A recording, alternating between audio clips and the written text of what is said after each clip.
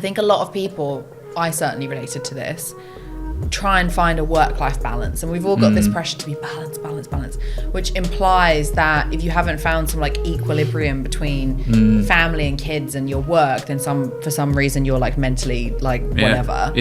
And I found a huge amount of stress came from trying to find that balance. I'd be like, oh my god, it's nearly 5 o'clock and I've not got everything done, and I'd be so stressed to try and smack in the last whatever I needed to do within the 45 minutes I had left, that when I was with my kids I'd be like I'd feel so stressed. And as soon as I stopped doing that, and I was like, you know what, if I have to answer a couple of emails in front of my kids, whatever. If I'm answering emails and then I'll like when I'm on holiday with my kids, whatever. They're not going to cry about it as long as I'm present with what they're doing, and it's not just like mummy's on a laptop, like cool. But the minute I really integrated both of them, was like, this is just my life. This is my life. Yeah, exactly. Oh my god, it was like like.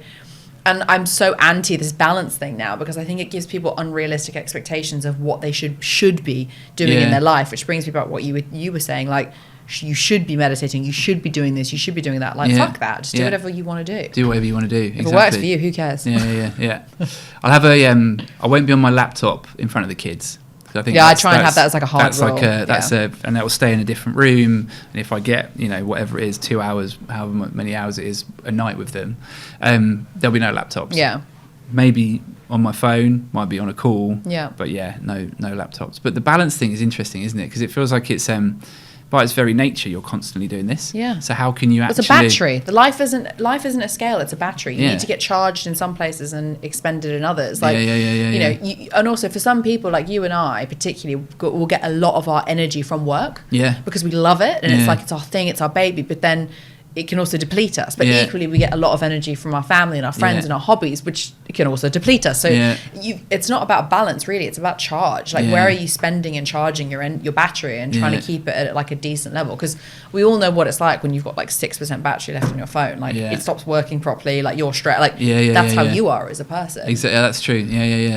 I at the beginning of the year, because we got investment at the end of last year, had managed to do it the week before Christmas, which was an incredible feeling, but it also meant that we could just take some time off, because it was effectively all consuming, and it was like most important thing, probably the most important deal that we will ever do individually together, but also individually, just generally in life, just that one thing, because it can lead to so much more, and such a big reward at the end of it as well, that we just needed a break. So Mariam and I both said, okay, take however long, 10 days off over Christmas, spend it with the family, and then we're going to come back fully energized, recharged, new plan, this is what we're doing, and then we'll just go hell for leather, we'll give it absolutely everything. And in that thought process, I was like, oh yeah, maybe the one thing I could probably cut out is exercise, because I just won't go to the gym, and I won't do, I might go for a run every couple of days just to, just get download. Yeah, exactly that. But like I won't do that bit anymore, because that's time I could be working. And then it didn't take long for me to realise that actually, because I don't have an outlet, and I can't go running every day, because who wants to do that? Like, that's bonkers to me. I don't want it. And also I don't have. If you're going to train like that for something long distance, you need to build up time. Again, I was like, I don't have time to do that. I need to focus on my business. So I can't do that. Not that I wanted to, but I couldn't. But then very quickly realised that actually, I don't feel great, and I wasn't eating great, because I was... You never do when you first start a business. Yeah, because I'm just like snacking. I'll snack here. I need to get some... Forgetting to eat. Like on the way over here, I had lunch on the tube. Yeah. Gross if anyone had to watch me eat a bang bang chicken wrap on the tube. I'm really sorry. But it's like that, you're not eating well because of that. And you just think, okay, well, it's fine, because I'm giving it everything for my own business. Yeah. But what you're doing is you're doing yourself a disservice, because you're not... It's not balance. It's just it's what you need to do to kind of help.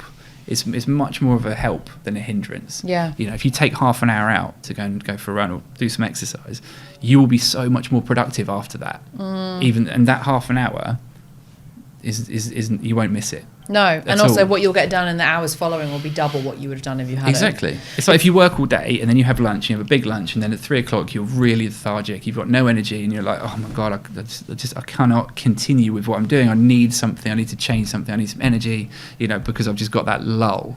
And then you're not in the right headspace.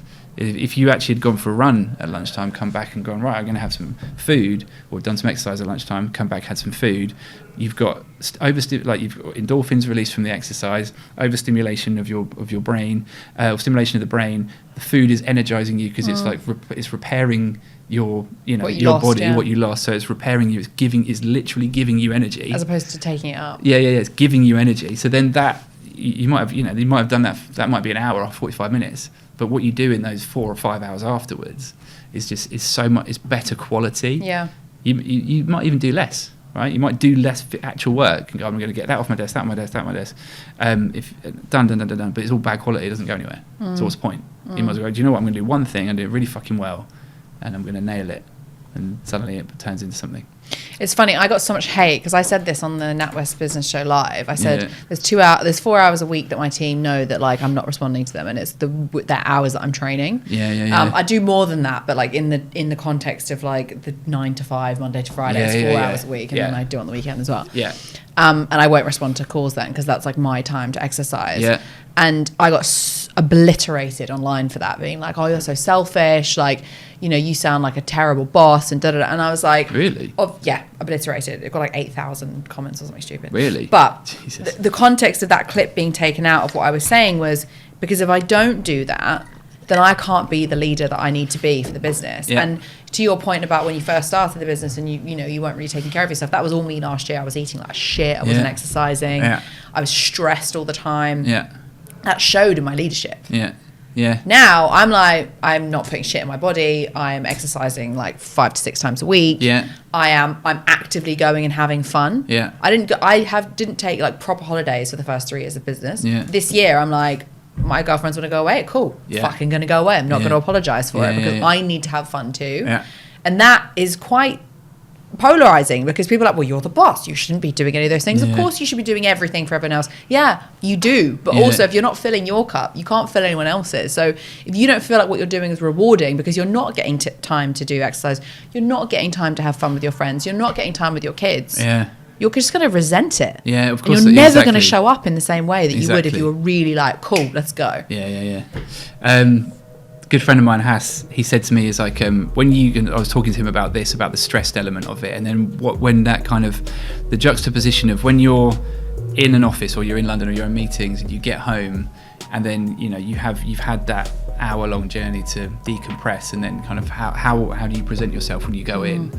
It's very different to when you're at home and you go from one room to another and you're straight into the chaos of family life, and you have to be you have to be dad. You have to be dad. You have to be normal. But you spend more of your day working than you do with your family and your kids.